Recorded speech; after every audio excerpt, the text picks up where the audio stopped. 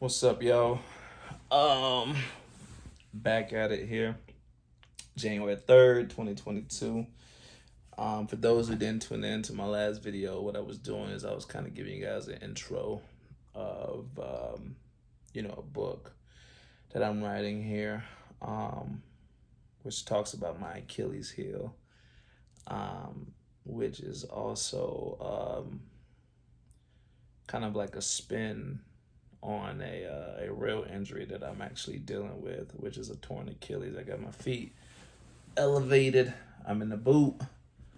Um, and as somebody who likes to be physically active, not having the opportunity to be physically active because I'm dealing with the left torn Achilles, which um, I'm approaching the 2 week mark of like my natural healing process.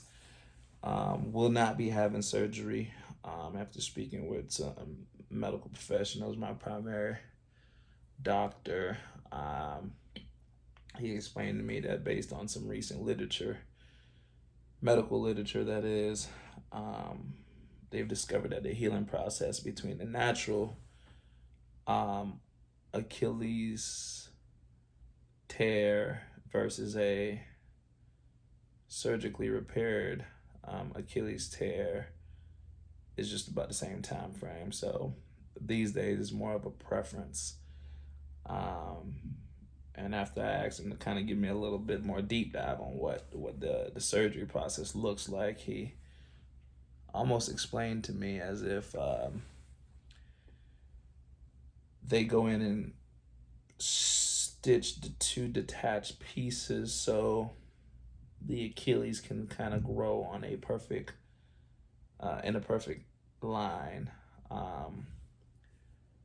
Whereas the alternative here, since I'm going the natural route, he using a sonogram, he was able to flex my heel to like the perfect position and put some blocks at the bottom of my boot just to kind of keep it aligned as it grows perfectly. So, whatever the case is, it seems like he, I mean, not it seems like, but he is the medical professional. So we're just gonna we're just gonna listen to him and follow his lead. Apparently, physical therapy starts after 6 weeks, and like I said, we're approaching the 2 week mark. This Thursday would be 2 weeks since the tear. So just following his evaluation from a medical perspective and hoping for the best. But the point I was making in a nutshell is since I typically like to be active, I'm a big gym guy. Gym for me is a safe space, not because I'm like a super buff person, but it's just a safe space. I like going to the gym, listening to podcasts while I'm in the gym, and it allows me to disconnect and just kind of detach from the world and responsibilities. But since I can't really do that, you know, writing is my other hobby, reading and writing. And I've always told myself that I was going to write a book about my life because I think I lived an interesting life. I mean, obviously, I'm still living and I'm still young. I'm 29 years old. But I think I've gone through a lot as a kid who grew up in the inner city, a very rough environment, um, with a life expectancy. I would say about 22, 23 for people who look like me. And usually, when we hear the words life expectancy, we immediately think die. That's not necessarily what I'm referring to. While losing your life to violence or street violence in a physical sense is very true, and it plagued the community that I grew up in. But also losing your life to the criminal justice system is also true as well. So when I look at it from both of those angles, that's what I mean by life expectancy. Because um, you got a lot of people who find themselves in a cycle of going to jail, not being able to get their foot underneath them, not being able to better themselves because the resources that are in place for people who are leaving, the incarcerated systems are not designed for them to succeed. So when you look at those aspects, that's essentially what I mean by life expectancy. But yeah, life expectancy for uh, for us is like 22, 23 years old in the environment that I grew up in. And I've been able to make it out. I'm 29. I'm still working on myself professionally, but I've been able to accomplish a lot relative to, I guess, societal standard on education. Got a bachelor's degree, got a master's degree, and I've also been able to establish a lot from a professional standpoint. Got a good paying job, got small business ventures that I do, and yeah, I make pretty good money. So when I look at my accomplishments versus the cards that I was initially dealt, I've made good for myself, and so wanting to initially write the book is my goal. There was to essentially gift it to kids in my high school, and then gifting it to kids at my high school. It's hope. It's hope and a dream. When I think about some of the earlier hopes and dreams that I found myself having or aspiring to build towards it started with seeing something attainable. So that was my goal, just to make sure that I share life from a very real lens, not sugar coated, and letting people know that they could find success however they define success. Success is one of those very broad terms. Sorry about that. My throat is itchy, so sorry about that. But yeah, success is a broad term. When I think of the word success, how I personally evaluate it is having set goals for myself, gauging my progress towards those goals, being success. A working example of that would be, hey, if I wake up today and I say, hey, I'm gonna go to the gym first thing in the morning, let's say 5 o'clock in the morning, I'm going to the gym.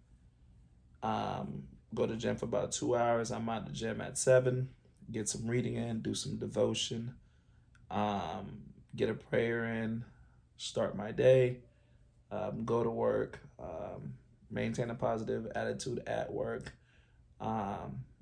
do some giving back in the community at a homeless shelter nearby, come home, take time to myself, whether watching a documentary or watching something that's relaxing for the mind, and go to sleep.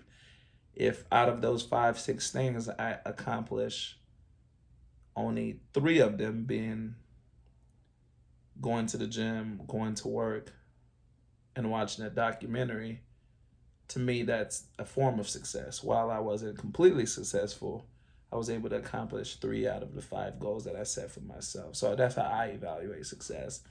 Where some people may evaluate it from a monetary perspective, be like, hey, I need to make this much money. Or people may evaluate it from a an acknowledgement perspective. Hey, if I don't have these accolades, I'm not considered successful. But I mean, I don't look at it from that perspective. Once again, it's goals set based on my trajectory or progress towards those goals. For me, is what success is.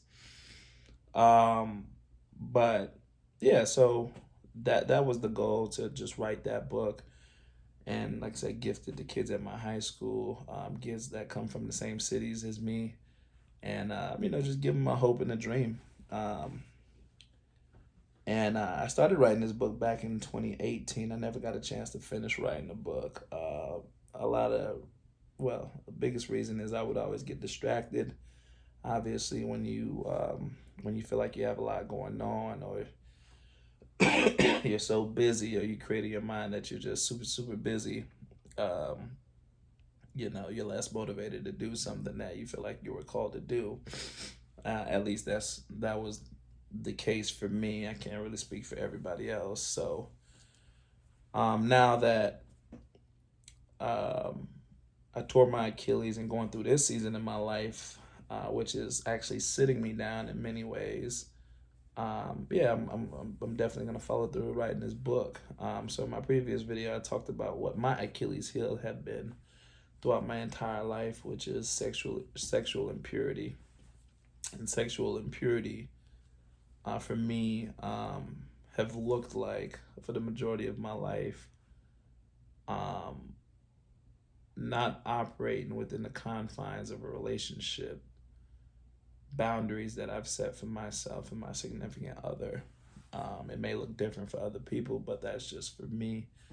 The reason why I've been so transparent in the videos is I also talked about how oftentimes people are so concerned about their image, how they look towards people, and they don't want to put themselves out there because they feel like it doesn't behoove their perfect image of themselves.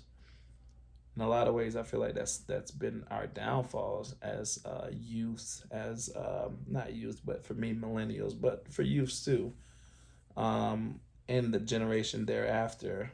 Um, I mean, even looking at our parents, for example, so many times our parents put forth the perfect image of a marriage or the perfect image of a partnership, at least to the best of their ability. Some people just kind of lived out their dysfunctions openly, but for the most part, people tried to put on their perfect image of themselves, which is good or bad, because that perfect image could just be you striving to be better than you truly are, um, or it could just be you not wanting to show people who you really are for the sake of how they're going to react.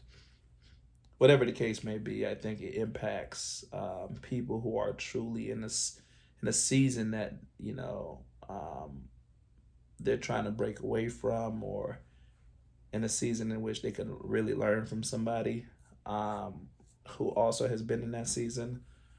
Even when I look at the church, I grew up in the church, but I remember a message that my pastor back in Tallahassee when I was at FAMU preached that stuck with me is he talked about he preached on the sermon of or the passage where um, they uh, they bring the woman who was caught in adultery to Jesus, and they were essentially looking to stone her to death according to the old law of Moses.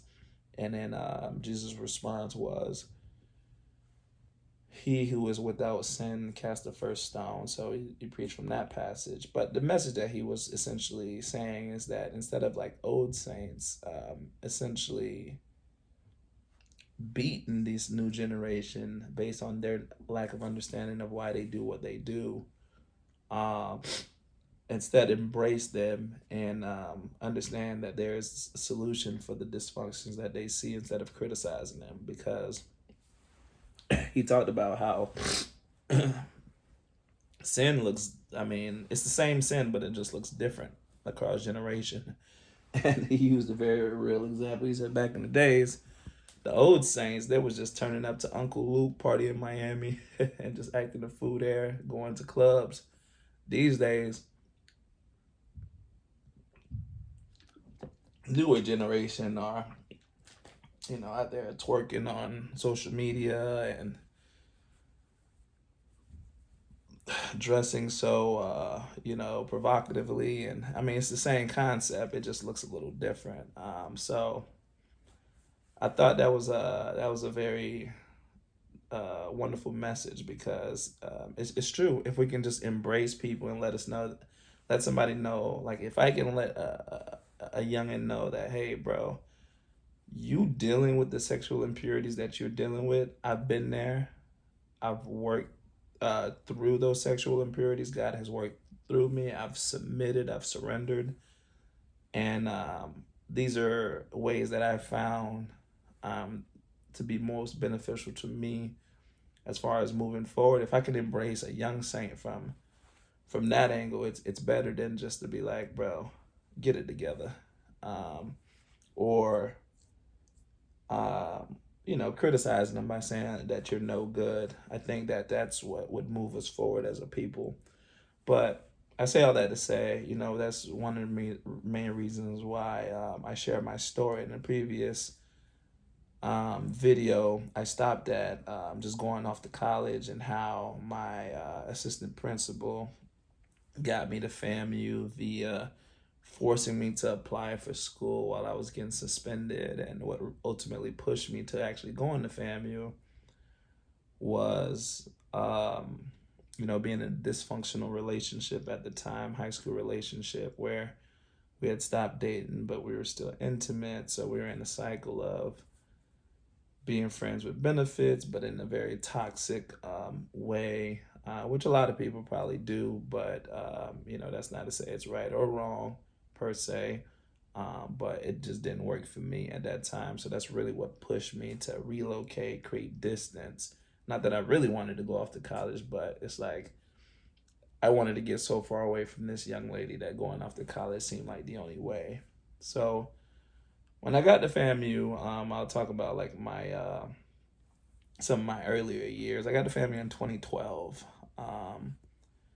So my undergraduate years were from 2012 to 2016. And if anybody knows anything about Tallahassee, Tallahassee is just naturally wild. It's a college town. Everybody's there, like turning up. You have some people who can do both, which is turning up and balancing their academics, which I was actually one of those people. Then you got some people who, in the midst of the turn up, they lose sight of the ultimate goal, which is the academics, and essentially find themselves taking a detour, going back home, not finishing school, or essentially doing school within 5, 6, 7 years. But luckily, by the grace of God, I was able to balance both, which is have a good time at FAMU and graduate within 4 years with my undergraduate degree. But during that time, that's also when FSU, which was like really right down the street. You could walk from Florida State to Florida A&M. The only thing separating us was really just like a train track. But during that time, that was also the Jameis Winston era. So they won the national championship, I believe, in 2013. I mean, it was like a period in which they went years without losing a football game. So every weekend was the Super Bowl in Tallahassee. I remember even at my FAMU dorm, which at the time I was living in Palmetto North, which was some ways from the stadium at Florida State. Like I would hear the football game from my from my dorm, which was in Palmetto. I would say if I put a mileage on there, I'd say it was about 7 to 10 miles away. Like my dorm to the stadium specifically. But yeah, so it was during those years was when I was actually in Tallahassee. Just to kind of put in perspective how crazy the town was. Ooh, man. Ooh, I'm not feeling the best at all. The girl to boy ratio in Tallahassee was like 7 to 1. Not Tallahassee, I'm sorry, at FAMU. It was probably like 7 to 1 during that time. And I mean, I don't know these numbers off the top of my head. I'm just kind of giving you guys like a rough estimate. So like for every 7 girls, you can imagine out there was probably one guy. And at FSU, the girl to boy ratio was probably like 9 or maybe 10 to 1. For every 9 or 10 girls, there was one guy. I mean, we still see this being the case today. I mean, when you talk about the disproportion numbers of like men, I'm sorry, not men versus women, but women versus men being educated disproportionately. Women are the more educated group. So back then, I say back then like it was years ago, but during that time it was the same thing. Women were at school at a higher rate than men. So overall, the town was um, like 17, 18 to 2. So it was just crazy. So yeah, my freshman year, I didn't have all the resources. I didn't have my vehicle my freshman year because freshmen weren't allowed to have cars on campus. I didn't know my way around. I also was a little timid to communicate with the social group, and I also find myself hanging out with the older crowd. I had my freshman year roommate, Tyler Moore. It was my boy for sure. I actually just came from DC to see him. He lives in DC. He's originally from Chesapeake, Virginia. Well, at least that's where he grew up majority of his life. I actually dropped some videos and images during my time in DC. I took a lot of videos. We actually went to the football game. The Washington Commanders played the New York Giants. So you guys will see me fanning out over Saquon Barkley because he was on my fantasy team. So seeing him score a touchdown literally right in front of me was so dope. So I'll upload that video. But Tyler Moore, who was my roommate at the time, I was hanging out with his social group, and he was like cool dude, man. Me and this man really hit it off real quick, man. As somebody who, and this is one thing about like Christianity, man. It's one of those things that you really can't explain to people. It's truly an experience. As a first generation college student, I didn't know anything about college. I had never been to school. I never like sat around and had conversation with people who actually went to college to tell me about experience. Um, but it almost felt like God had a mentor there for me, which was Tyler, my boy. He was a junior, and I was a freshman. He was still living on campus. He had been trying to convince his parents to get him to move off campus. Um, but his parents never let him. He was a military student. So he had been in and out of school, doing like military stuff, whether that be like training, like gaining certifications. I mean, ROTC and just military was his priority. School was just kind of like the vehicle.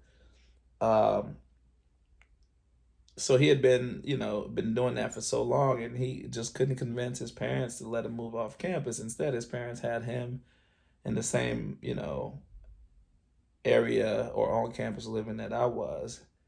And I later find out, which I didn't know this, it wasn't a resource thing. His parents just wanted him to be living in the dorms. And little did he know, meeting him in that season in my life is exactly what I needed from a friendship perspective, because I mean he was and he is a member of Persian Rifle. And I remember when I first got there, the very first weekend that we met, his fraternity was like throwing like a welcome back um like house party or something. And house parties were huge in Tallahassee, especially since people didn't really have that kind of money to go to the clubs and stuff. So house parties was the move. So they were throwing the back to school house party. And I remember so vividly, we were just having a conversation, and I was like, I don't even know where my classes are. And I think about this, and it really shows like the dynamics of our friendship now, because instead of going to his fraternity's house party after not seeing these guys the entire summer, he literally chose to have me print out my schedule, drive me around campus since he had a car, drive me around campus and show me exactly the buildings in which all of my classes would be, whether that be the Benjamin Banneker building, Perry Page, and I mean, if you went to family, you'll know these buildings. But anyways, it's just building names around school. And I thought that was so big. Like, this is a kid that you met like 3-4 days ago, and you chose to like forego a fraternity party just to show this guy which buildings his classes would be. So that meant so much to me. I don't even think I ever shared that story with him and how much that impacted me and how much that meant to me. But I definitely will next time I chop it up with him. But yeah, that was the start of our relationship, man. That was the start of our friendship. And you know, like to me, he'd always been a mentor. He was a military guy, so he had a lot of discipline. His dad was in the military, also an FBI agent. At the time that I met him, his dad is a retired agent now. But he discipline was at the forefront of his family, which is exactly what I needed at that period, man. When I tell you he held me accountable, it was like, you know, like, eat right, get your workout in, be consistent, be intentional about like having like a consistent regimen. And these are things that, as he grew on me as far as influence is concerned, it was easier for me to listen. And his peer group was obviously an older crowd since he was a junior, so he was hanging out with juniors and seniors, and I hung out with his peer group, which allowed me to see college from a older and a much different sense very early, which made it very easy for me to assimilate to the college experience as I went on, because I really wasn't around the freshman group, which also took away from my freshman experience as well, because a lot of my classmates that I grew to knew about or learn about sophomore junior year, we didn't have the freshman struggles with each other as far as like hitching rides to going to get groceries, as far as going to the calf together and stuff like that. I was in the calf like probably like 10 times my freshman year, because the dorm that we were living in, it wasn't necessarily a dorm, it was like off campus housing kind of thing, but it was on campus, so it had its own kitchenettes and stuff like that. So for the most part, with Tyler having a vehicle, we would make Sam's Club runs, because one of my roommates, or two of my other roommates, it was a 2-1, but it was two persons living in each bedroom, so it's essentially, it was four people in one apartment. So four people, two bedrooms, one apartment. That's pretty much what our setup was. Me and Tyler, we roomed together, and Chandler and my other roommate, I forget his name, but they roomed together. But both of them had worked at Sam's Club. So we had Sam's Club access to buy food in bulk, and those guys were like into hunting and stuff like that. So they would really take weekend trips and come back with like ducks packed in a bag and stuff like that, and they would just like cook for the crib. I mean, it was a pretty cool experience, honestly. But I say all that to say, in that season in my life, looking back at it, that's exactly what I needed. I needed somebody to motivate me, in ways that I didn't know I needed to be motivated. I needed somebody to guide me in ways that I didn't know that I needed to be guided. And while while he interpreted that as his parents didn't want to allow him to live off campus or get his own apartment, my entire um, time there, I interpreted it as, God is working in this situation. And because God knew I needed that kind of guidance in that stage of my life, he made Tyler and I roommates, and Tyler had the discipline that I needed to really learn from and acquire. As crazy as it sounds, Tyler actually never graduated from FAMU. Like I said, military was always his priority. And he was kind of like fed up with school at some point. So he was there for a few other semesters, and he just, went off to do his own thing. He's big now, big time. Who he does few different things outside of real estate, government jobs, and stuff like that. So he's big time now. So shout out to Tyler. But while I was in school, my freshman year was pretty dry. I had a pretty dry as far as access is concerned. Right. Once again, I'm back on the topic of sexual impurity. Right when I finished or broke away from that relationship back home, in the later parts of, well, right before I moved to Tallahassee, I found myself, I laugh because I almost said entanglement, like Jada Pinkett, but that's essentially what it was. Essentially, I found myself in an entanglement with a woman who was older than me at the time. I think she probably was like 25, 26 compared to my 19. And she had a daughter. And and we were just enjoying ourselves, and that went on into college as well. So it was just kind of like a long distance entanglement. But in college, I didn't have the confidence initially to talk to women, until I didn't. Um, my confidence did quickly grow, um, and it grew through my personality because as me, Tyler, and the boys were always going to house parties and just having a good time.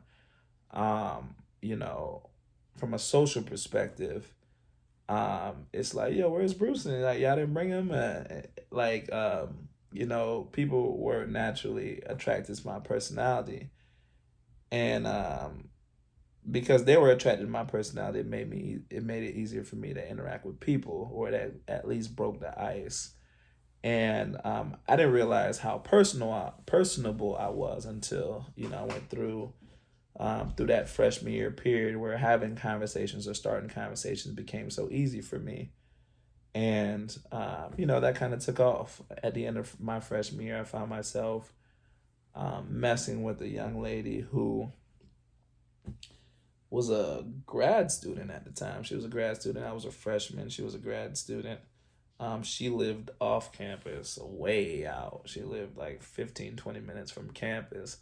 So I found myself hanging out with her pretty often. And of course, I had, well, not of course, but I do believe at the time that I also had the young lady that I was messing with back home, the entanglement young lady.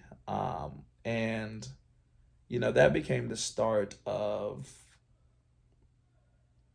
sexual impurity on the rise, is the best way to describe it. Now, because prior to that, um,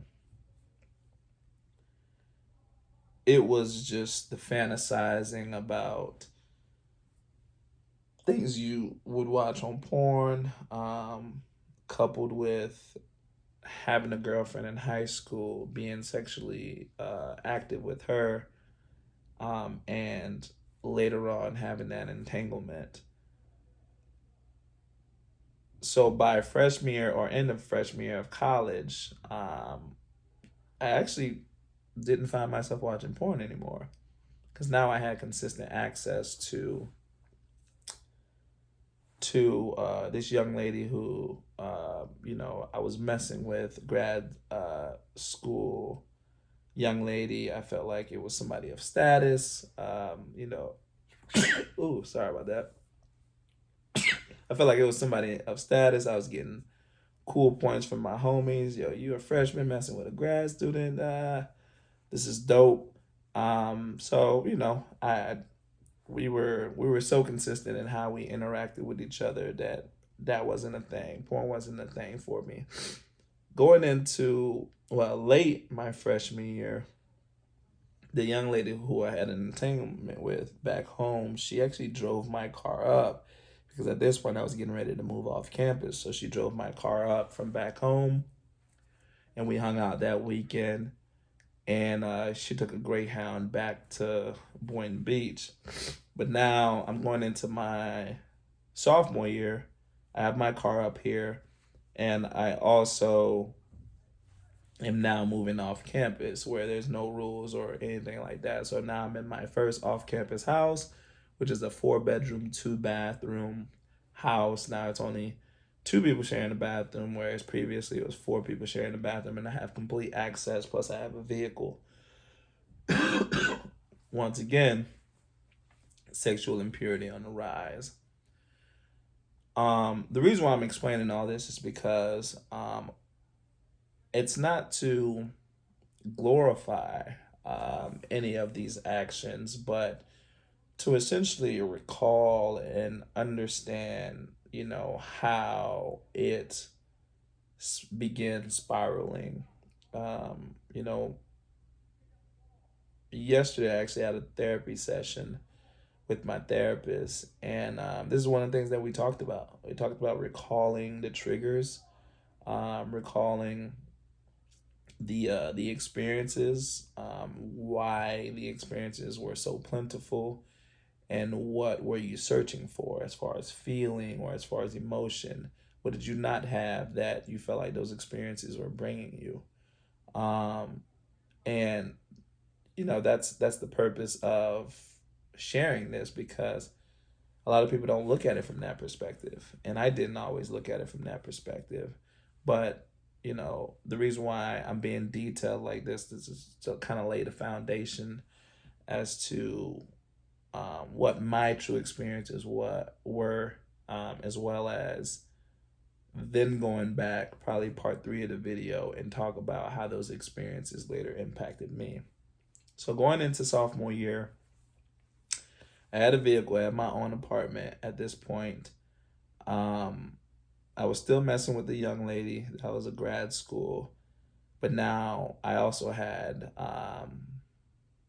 wasn't a freshman, so I knew how to move um, throughout Tallahassee, whether that be the perfect spots to go to, the perfect clubs. I had access to maneuver if I met somebody. I had access to go hang out with them immediately, things like that. So it was definitely a better situation than what it was originally, my freshman year. Um, so here I was sophomore year. I found myself meeting people in class. Few different young ladies who I met via study groups. I had befriended. Before I knew it, we quickly became intimate. Now, by this time, the back home young lady who was an entanglement, we had officially cut everything off. So, um, my freshman year, I found myself going back. I went back home maybe 2 to 3 times a semester, but now I'm finding myself going back home like once a year, or twice a year for my sophomore year on, because now I have established a life for myself here in Tallahassee. And yeah, so now what I'm thinking is the best thing to do, which is kind of create a consistent, what people would call it, like a roster of young ladies. Um, now I'm interacting and being intimate with 3, 4 different young ladies on a rotational basis. Neither of these young ladies knew about each other. I was able to spend time with them equally. Um, and it just felt like a perfect mix. I always use school as an excuse whenever um, I found myself essentially standing one up. I'd be like, hey, I was busy studying, I was busy you know, uh, getting ahead of homework, whatever the case may be. I began using school as an excuse, and despite having a rotation of like 3 to 4 or 3 to 5 women during this time, my sophomore year, I actually met um, my soon-to-be wife during this time as well. She was much different than everybody that I interacted with. We weren't intimate immediately. We met each other in January, and in meeting each other in January, we really took time to get to know each other. One thing that she expressed to me immediately is that she was a virgin and she was not interested in getting to know anybody intimately, which in my mind I registered that as a challenge. Goes to show how crazy I was at the time. I registered that as a challenge, and um, it made me want to break that or penetrate that mold, right? Rather, right? So it wanted me to, I mean, no pun intended. Um, so it made me want to challenge myself in that manner. Hey, I never broke a young lady's virginity. Let me see what this is all about. And I also didn't necessarily trust, although I didn't know her, and she didn't give me a reason to not trust her. I didn't, for some reason, being a virgin in college at the time didn't make sense to me, which I guess spoke to the amount of sexual encounters, or the the high volume of sexual encounters that I had been having by that time.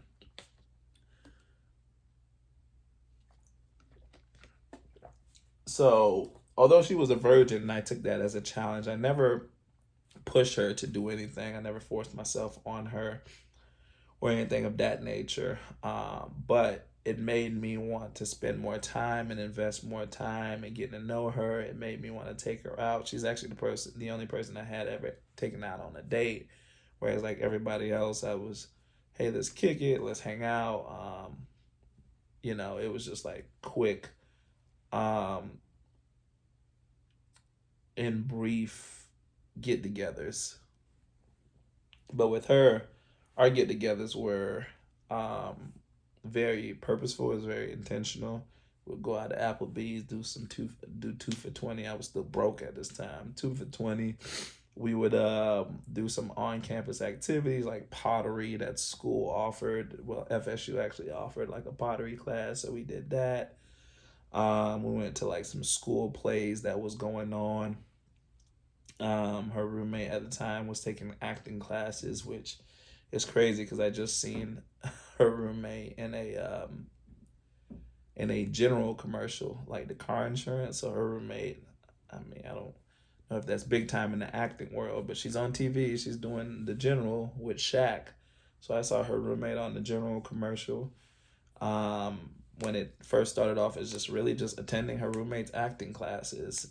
So we did little things like that. But in the meantime, although she was a virgin and we were beginning to get to know each other and essentially got into dating at like the 3 month point, I wasn't practicing celibacy, although we were officially dating by this time. By like the 3 to 5 month point, we were probably officially dating at this time.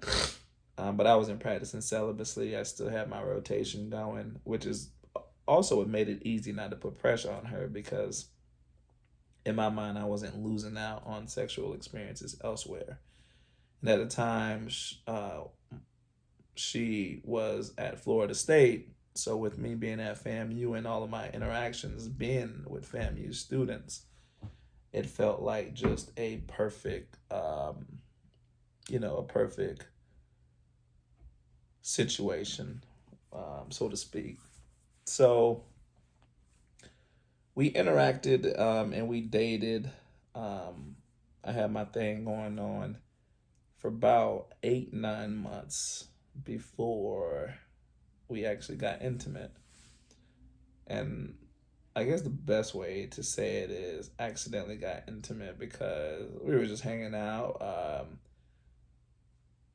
Went back to my place to take a nap. I forgot. I think we had just ate. We were full. Take a nap, and we got intimate. And after we got intimate that one time, it it became a consistent thing. I'm sorry, and so now I'm in a rock, in between a rock and a hard place. I love this young lady, or I'm loving this young lady. My circle has grown since the 3 to 5 when I met her. So it's closer to like 7, 8 by this point of people that I'm interacting with consistently, plus this one who I actually like. So as you can imagine, it was something that I was really having to battle. This whole time I was a full-time student, my education never lacked, but it seemed like uh, sexual impurity became my extracurricular activity.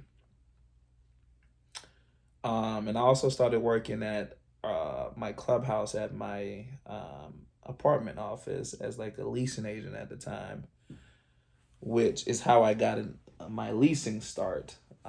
Actually, I started working as a leasing agent And as you can imagine, that kind of gave me access to people, whether that be people coming in to ask questions or just kind of get an update or come to tour. It just gave me access to people, women, at a higher rate that I wouldn't have otherwise had access to. Now, these women are coming in to speak with me, whether they're speaking with me to just ask general questions, or as this actually came to be, they came to speak with me just to, you know, entertain me as company. So now my sexual impurity is growing so much so that I can't even balance the amount of women that I'm messing with at this point, because I wasn't deflecting anything or not letting anything, um, you know, take over me, or not letting, any opportunities pass, for lack of better words. So now I'm picking and choosing who I'm interacting with. I'm picking and choosing who I'm making consistent, and I'm picking and choosing who I give a certain amount of attention to. But even in the midst of this time, the only girl that I'm interested in is the girl that soon became my wife. So this cycle actually began growing into my junior year. And going into my junior year is actually when I actually pledged. So in the spring of 2015, I became a pledged brother of Phi Beta Sigma Fraternity Incorporated. Um, of course, on the campus of Florida A&M through the Alpha Eta chapter. And ironically, during this time is really the only time that my sexual impurity actually slowed down. The reason why I did is because, one, I didn't have time to, well, I didn't have as much time in my hands. So being a neophyte in my fraternity, I was so invested in just giving it my all that I had less and less time for my personal life. The reason why I was so invested stems from going back a year, my sophomore year. Sorry about that. My phone just kind of tapped out on me. But yeah, so I was going in and just talking about how not having time after I joined a organization. Once again, going back a year, my sophomore year, I I initially tried out, but things didn't work out because my grades were too low. I was By that time I was barely staying afloat. I was a C student, and the chapter president at the time called me and actually had a real conversation with me, which I appreciate in hindsight. And in the conversation, he was explaining to me, hey, we expect the brothers to actually work once they become members of this organization.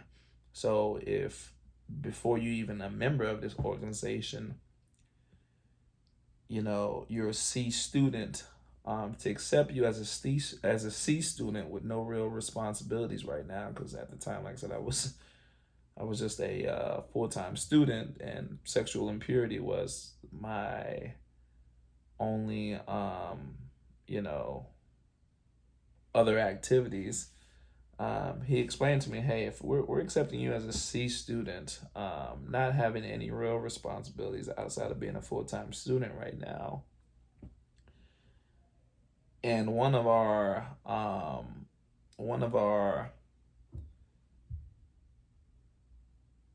three principles is scholarship, brotherhood, scholarship, and service. One of our three principles being scholarship. One, we wouldn't be adhering to our creed. And two, we wouldn't be behooving you, because our expectations are still going to be our expectations as far as when brothers join the chapter. So that's why I wasn't able to get in my sophomore year. At the time, I think, like I said, I had like a 2.6 GPA, like really just an average student. Whereas now that I had something to work towards, I really made that a goal of mine, just to be competitive as far as from an academic perspective. Um, I went from a 2.6 student to like a 3.1 by my junior year, which, made me competitive. So I had 3 semesters because when I was originally going out, it's for a fall. But when I actually pledged, it was in the spring of the following year. So I had essentially three semesters to get my GPA right, and I got it up to 3.1. So that's the reason why my sexual impurity slowed down, because what he said was true. Like I didn't have time. I didn't have time. I mean, we were doing so much on campus, planning parties, just turning up. Anybody who went to school in Tallahassee during 2012, 2016, know that the Alpha Eta chapter is huge for Goombay, Juice Jam. These things were big. We did a lot of service on campus as well. So I really didn't have time. I was really invested. So at this time, it was really just my girl, soon to be wife, and a few other young ladies who I had, rotation. And I'm gonna stop there and just kind of talk about what I felt internally during that time. What I realized that I've always wanted to stop going through the cycle of sexual impurity. Keep in mind at this time I wasn't even watching porn. I had so much access to the real thing via women that watching porn, masturbating, that no need to do that, right? So this wasn't even that aspect of it wasn't an issue for me. Um, but I always wanted to step away from doing it. For some reason, I never could bring myself to it. I tried. There was a period in dating uh, my girl that I even told her, hey, I just want to take a week to myself. One, I was a little overwhelmed with fraternal obligations, and two, I really wanted to like detox from like my personal life that she didn't even know about during this time. And after that week of detox, I had different cycles, different periods in which I was good for a period of time and not having to deal with the temptation of wanting to go back to other women that I had created, sub relationships with. But the energy, or that those soul ties that were there or that were built overtook my own will, so to speak, and I always found myself retracting and going back to those experiences. So it's not that I didn't want to stop. I guess the better way to say it is maybe I didn't want to stop bad enough, or I didn't hit ground zero at the time. Is how I would interpret it now, given the verbiage that I had. Um, because looking back on my life now, fast forward, fast forwarding, I've been sexually pure for um, a little time now. I would say going on 2 months, which some people who, hey, this is not an issue for them, is like 2 months, that's it. But people who actually deal with real issues, this is a real thing. Like I've never been an alcoholic. That's not my thing. But if I speak to an alcoholic and the alcoholic tells me that, hey, I've been sober from alcohol for 2 months, not knowing the density as well as the intensity of how much this has plagued them, it would be easier for me as somebody who's never experienced that to be like, okay, what's 2 months? Is that? I mean, I don't know. Should I be clapping at that? So because I understand how addiction looked like from a sexual impurity perspective, I empathize with other forms of addiction. So I could speak to somebody who deals with alcoholism and be like, yo, 2 months is a big deal, or 6 weeks is a big deal of being alcohol free. Or I can talk to somebody who, is addicted to just watching TV or watching movies or watching TV shows or doing things that are unproductive. or addicted to social media. And if somebody tell me they're addicted to social media and say, "Hey, I haven't looked at a social media platform in 2 months," that's a big deal. Is what I'm saying. That's a huge deal, especially with people getting, these average screen times of like 10, 11 hours a day. To say that, hey, my screen time has gone down to 2 hours a day instead of 11 to 12 hours a day because I haven't touched social media in 2 months. That is a huge accomplishment. Nobody should ever diminish that accomplishment. That's huge. But anyways, I say all that to say, that's where I'm at today. But at the time, like I said, maybe I didn't hit ground zero yet. Where more recently I felt like I did hit ground zero, or most importantly, I wanted to do it for myself. Because when I felt like that I was doing it for somebody else, it didn't feel genuine to me, and the tie wasn't there like it needed to be. Like, because I wanted to be better for my girl at the time. And although she didn't know what was going on and she didn't know my sexual impurities, I felt so much guilt, so much shame knowing that this young lady is good to me, and here I am living this double life. And I'll get into how much worse it got. But yeah, by the time I was a junior, and when I realized that it slowed down because of time, I was also intentional by trying to pick up more hobbies, whether that be being more active within the fraternity. At the time, I was working a full time job. I always worked a full time job when I was in college. Always worked a full time job, or incorporating going to the gym as my daily routine. And I was also a full time student. You know, and in saying all that out loud, um,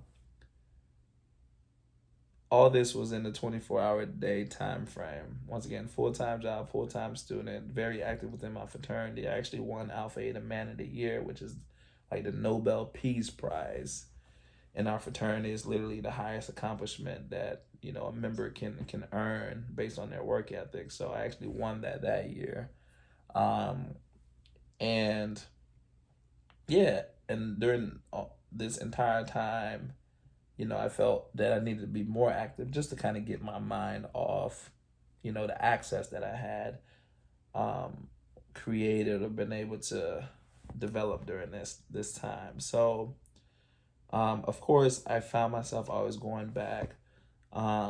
This time, um, I, naturally had a bigger crowd to pull from, having been in the organization. Like I said, although I didn't have as much time, and although it diminished, the access was just more. A lot of people, women who I guess were groupies of the organizations, was actually coming around, and making themselves available.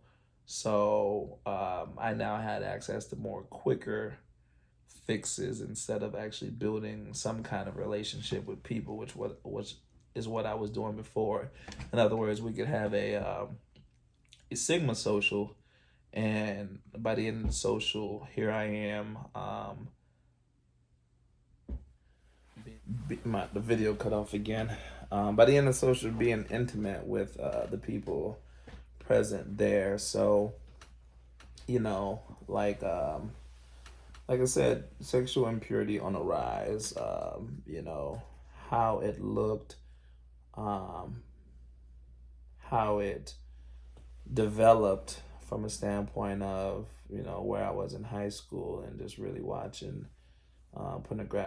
porn, and no intimacy to as resources and access grew into college, really straying away from porn and actually being nothing but physical. Um, and yeah, that's pretty much how how it rose. And like I said, having felt like I needed to create small relationships with people, and going from that to feeling no need to create small relationship with people and just getting right into the intimate part, was so real for me. And I've always continued to, work in student housing spaces, So, and working in the student housing space, my original property was only like a 200 people property, whereas like the second property that I worked at was like a 1,500 student property. And these are people in my peer groups. Like at this time, I was 21, 20, 21, 22. And the people that were living at the property, same thing. We were all the same age, some a little older. So having that kind of direct access to that peer group. And, you know, these properties house both FSU and FAMU kids. So, like I said, the access just grew and it spiraled out of control. Once again, by this time, I strayed away from porn altogether. I was just actively having sex with women and being sexually active with women. Going into my senior year, much of the same thing. By this time was probably one of the very first time I had revealed to my girlfriend at the time that these things were going on, or she had found out. I forget which one came first. And it was hurtful. You know, it was something in which she forgave me, but unfortunately, it didn't stop. You know, I just found more clever ways to get away with it. And I can't say I know why that is. You know, it's one of those things where I still try to understand why I self sabotage so much at that period of my life. Um, Once again, I think to myself, maybe it's because I didn't officially hit ground zero, or maybe I didn't want it for myself. Instead, I wanted it for somebody else, which was not sufficient enough for me to give it up. But it still became a thing. I just found more clever ways to do it. And this is when I knew it really was out of control. When I found myself having to create an alias, just to continue to live in my own sexual impurity.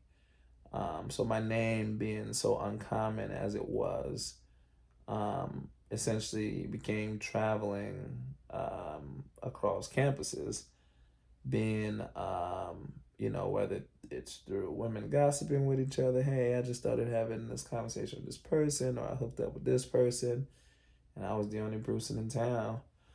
I don't have a common name, so it's just like, oh damn. So, you know, that kind of began tying into each other, because it got to a point where um, a young lady who I was messing with, I think she was, you know, like 1 year younger than me. She knew someone who was my girl's line sister. Um, and that conversation came out of nowhere. So I was like, oh man, at this point I need to create an alias. So I started going by the alias name of Josh Taylor. And, you know, when I had to get to that point, I'm like, yo, this is getting out of control. But for a while, throughout my entire senior year, really, and going into grad school, living my sexual impurity, but this time going by alias name that I would give to women when I would meet them. Some people knew me as my real name, other people knew me as Josh. And it helped. It helped continue this traction, continue this life of sexual impurity. It helped. Less questions were coming once the alias was born. And I found myself wrapped up in my own sexual impurity in a more and more comfortable way. So yeah, that grew. I mean, by this time I also really wanted to break away from it. I tried. I can't say my all, because, you know, at the time my girl, who later became my wife, talked to me about going to therapy, but I was too hard hearted. So I never went. They talked about getting. She told me about getting help, talk to people. People you can trust. I didn't want to be judged, so I didn't do that. I was essentially forced to speak to my pastor about it. At the time, our pastor of our church, and he told, he and I spoke about it. He said, "Do you really want to change?" And I was like, "Yeah, I do really want to change." And he was trying to guide me, but I had the obligation to listen, which I didn't do. Um, and I kept on finding myself retracting. This time I was actually serving at the church. And he even told me, he was like, "Hey, you have to be intentional about your faith walk, because unfortunately you can't serve at the church if you're still doing this." So obviously I felt like I just had to conceal everything just much better, which is what I did. I continued to conceal it, and I never gave them a reason to second guess it. But meanwhile, I was still doing these things. I mean, I'd have a woman in my bed who spend the night on Saturday night and still make it to church on Sunday morning just to serve. And it was just horrible. Like I said, this cycle was just horrible. So going into grad school, um, my undergraduate degree, I graduated in 2016, got a degree in criminal justice. I'm going back a little bit before I get into my grad school years. Got a degree in criminal justice. Going into grad school, by this time I did grad school within 10 months. So my grad school stint was fairly quick. So I did grad school within 10 months. I got in, and when did I get in? Did I get in? And I had to get in the fall, and I graduated or did I get in maybe, yeah, I did grad school within 10, 11 months. Yeah. So within a year. So I got in fall 2017, and I graduated spring 2018. That was my grad school stint. But at the beginning of grad school was actually when I got married. And I got married to the woman that I had been dating this whole time, that I had these feelings towards, despite going through this cycle of sexual impurity. And I'll tell you one thing, for anybody who's listening, if you are dealing with something like sexual impurity, you get married, is not the solution to sexual impurity. It doesn't mean that sexual impurity will go away, which is what I thought. I thought, hey, if I had this covenant over me, if I actually brought God into this situation and profess in front of God and in front of their families and my family that I wasn't going to do this anymore, and sex is going to be sacred for us, then this thing would just go away. It's so far from the truth. Before actually getting married, I had a period of maybe like 2 months, 2, 3 months that I did not do anything. I was, sexually pure, focusing, before I got married. Because I originally proposed to my wife twice, actually. When I originally proposed, she accepted the proposal. But later on that day or that next day, she gets a call from a girl who I was messing around with, who saw the engagement post from one of my line brothers' page and found a way to reach out to my fiance at the time, later turned wife, and told her that, hey, me and your now fiance had been messing around. And that broke off the engagement immediately. Literally went from being engaged for 24 hours to not being engaged.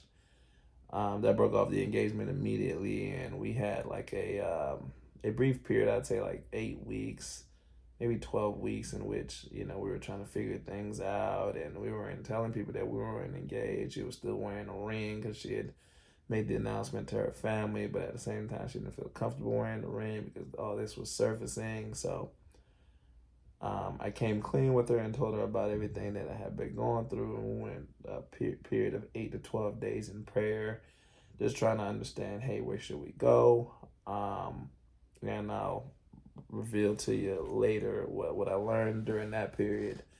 But at some point, we decided to, continue on with the engagement. And by that time, it'd been, like 2.5 months. And I was sexually pure during that time as we were trying to figure things out. But after I got married, which we got married in July, after I got married, we got married July 2017.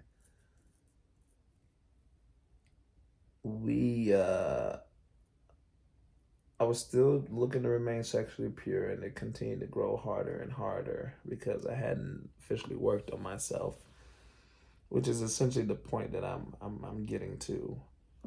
Like I said, it's not enough to just think things are gonna go away. You have to be intentional about working on yourself. The only difference between me now and me then is now I am leaning into workbooks like this. I am going to CR, which is Celebrate Recovery. And I'll get into that later for people who are not familiar with it. I am documenting my thoughts and ideas each day and each morning. Talking about how I feel, being honest with myself. I am, speaking to my therapist. I am doing these things, which is daily forms of intentionality. CR, which is Celebrate Recovery, is a social group of predominantly men, of people who are climbing out of addiction, and it looks different for them, right? Addiction may not always look like sexual addiction for all the guys that are there. It may look like porn addiction. It may look like drinking addiction. One of the guys there, he said his addiction or what he suffers from is just being too judgmental, like seeing somebody and judging them, and not giving them a fair shake to to really evaluate their character. And he said that's something that really bothered him, or has bothered him for a while, because these are things that he wants to break away from. He doesn't want to just look at somebody and be like, oh, this person is a bad person, or he doesn't want to look at somebody's outfit and like, oh, they're horrible because they chose to wear red today, red and black, like. And just to kind of hear those different stories coming from different people, and these are things that really plagued them their entire life. There's a guy there that talks about how he unfortunately is abusive towards his kids. He didn't really get into the details of that. I don't know if that being like he just hits them or he beats them or whatever the case may be. But I don't know, when you hear stories from those angles, I think it hits differently, because we're all there for the same purpose, although our reasonings for being there are different. Some people are being motivated by family and friends wanting to be better for the sake of them. Some people are there for their spouses. Some people are there for themselves, which is more so my story. I just want to be better for myself. And some people are just are there because it's what's best. In other words, they're capable of self-sabotaging at any given moment, which is, well, I guess regardless of why you're there, the fact that we're all trying to be better is the only thing that matters. So CR is a group that we meet every Wednesday, and we just talk, man. We open up with Bible. It's a 2-hour session. We open up with Bible prayer. We talk about certain things. You got a recovery, couple steps recovery program. I believe it's 10 or 12 steps recovery program there. And you're being honest about your feelings. You're being honest with what you're going through, how your feelings are being triggered. And one of the sharing sessions, one of the guys talked about, this guy specifically recovers from alcohol addiction. He talks about how he um, has been free of alcohol for about 3 years, which is big, huge. To be free from any addiction for 3 years is huge. Say he's free from alcohol for 3 years, but he recognizes that although he's free from alcohol, or had been free from alcohol for 3 years, he used the analogy, and I quote, he said, "I recognize each day that my addiction is simply outside doing push-ups, waiting for me to give it an excuse to be picked back up." And that resonated so deeply with me because I felt where he was coming from. Because sometimes I've made excuses for myself saying, well, I'm not being loved enough, or I'm not getting the attention that I need, whether that be at home, which is the reason why I find myself acting out, or I'm not, being appreciated, being the sole provider of this family. Like these are things that I would tell myself at the peak of um, my sexual impurities, which would justify my actions before actually making them, which is dangerous. It's dangerous because it's self sabotage. It doesn't really give you room to be accountable to yourself, and you don't learn anything by making excuses for why you're acting out. Um, so that's why that resonated so much for me when he said that. But I think that's the beautiful thing about this social group, CR, is that people are being real about their experiences. Talk about Achilles' heel when men, um, contrary to societal pressures and societal beliefs, when men can be vulnerable enough to cry in the midst of each other. My mother-in-law told me that it takes a lot to see a man cry. So if you ever see a man cry, you got to know he's hurting.